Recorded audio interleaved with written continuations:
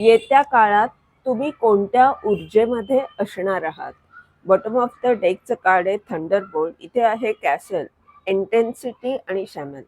ही card सांगतायत की तुम्ही आत्तापर्यंत पैशाबाबत किंवा श्रीमंत असण्याबाबत नकारात्मक होतात आणि यामुळे येत्या काळात तुम्हाला ही जी तुमची नकारात्मकता आहे तिला दूर करायचंय.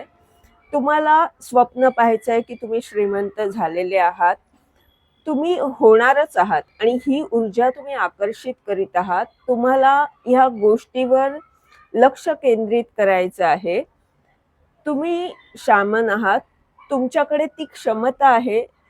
तुम्ही इतरांना खूप उत्तम मार्गदर्शन करू शकता, अनेक रहस्य सांगू शकता आणि ही तुमची ताकद तुम्ही ओळखायला हवी.